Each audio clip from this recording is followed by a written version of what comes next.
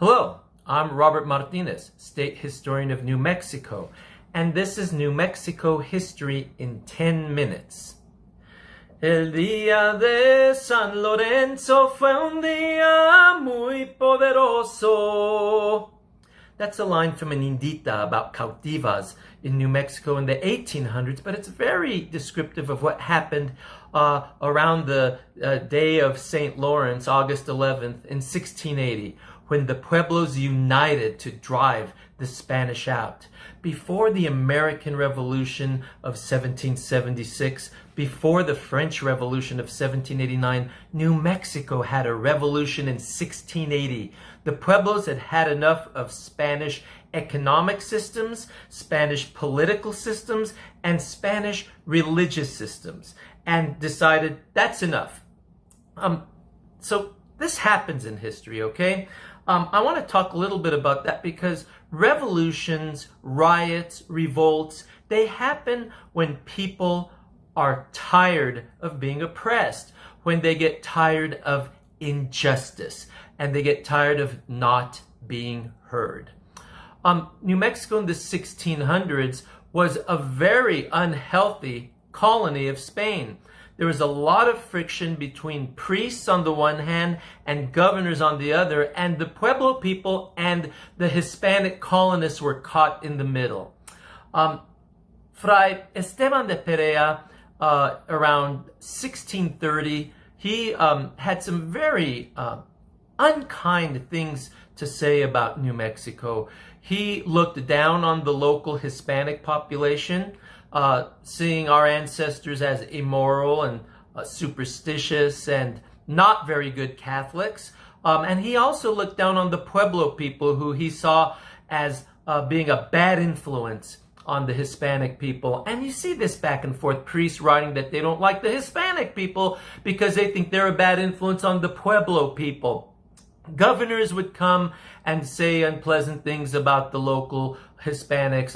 Governor Bernardo Lopez de Mendizabal, when he was put on trial by the Inquisition, called Hernan Martin and his brother Luis Martin mestizos and indios and buffoons. This is going on, and it's a problem.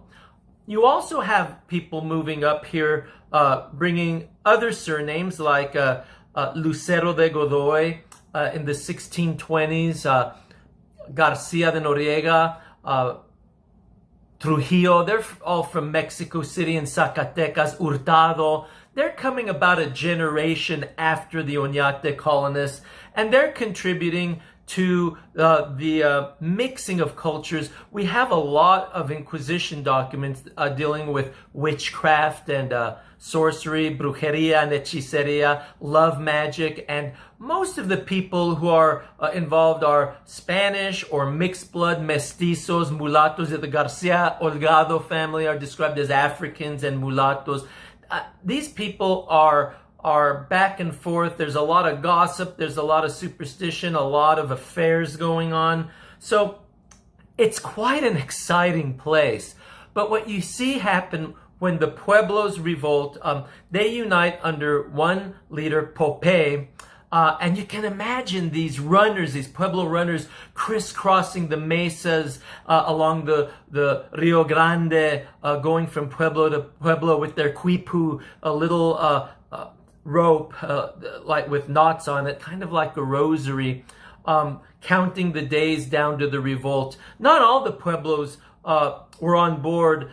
Some of them might have informed the governor at the time, Antonio de Otermin, that there was going to be a revolt and it was going to be violent, but it was too late. By the time all is said and done, Pueblo warriors fall on men, women, and children, killing hundreds of them, killing priests, desecrating churches, burning them. And one of the difficult things for historians is all or most of the civil and church documents dealing with New Mexico were destroyed. That's why we don't have very many church documents, marriages, baptisms. We don't have wills. We don't have all those amazing pieces of paper with writing on them that would have really fleshed out what New Mexico's Hispanic and Pueblo communities were like between the years 1598 and 1680. So we have to rely on bits and pieces that have survived, or on testimonies that are still with us in other archives in places like Juarez, Mexico, Parral, Mexico, Chihuahua, and of course, Mexico City. So what do we have going on here? The Spanish are expelled. Let's for a moment stop thinking about Pueblo Indians and Spanish people.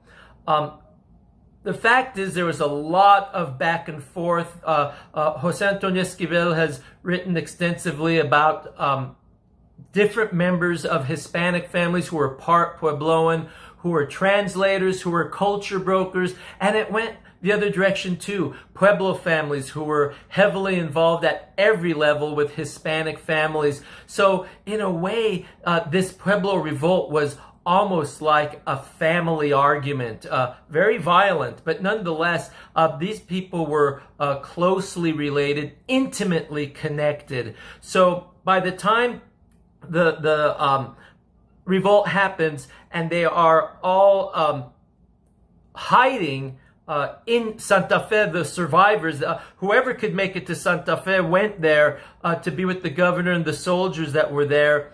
And the other colonists that were living in Santa Fe, they had to barricade themselves around the Casas Reales, what we now call the Palace of the Governors. And the Pueblos were smart. They knew what they were doing. They surrounded Santa Fe and they cut off the water supply. Ultimately, these folks had to surrender. To their credit, the Pueblo warriors allowed the surviving colonists, Governor Otermin, and soldiers to leave Santa Fe and head south. They headed south. They had to witness and see bodies of men, women, and children thrown on the ground, and churches burned. By the time they got to what's now the area of Albuquerque, there was no Albuquerque yet, but you did have estancias, ranches, the Garcia, the Noriega ranch, and the Trujillo ranch. These colonists in this area meet up with Otermin and they head south. The Pueblo of Isleta did not participate in the Pueblo revolt. So this was a way for these folks to leave. They had to get down to what we call today Juarez, Guadalupe del Paso. That was a mission established in 1659. And we need to remember that was part of New Mexico from 1659 until the mid-1820s. It's not until the Mexican period that that area becomes Mexico, separate from New Mexico. So that's New Mexico. And what happens is, here in New Mexico, the Pueblos clearly must have been very happy to have been victorious over the Spanish. The Spanish seemed incredibly formidable, and it seemed impossible that indigenous people could rise up and defeat the Spanish. But they did this.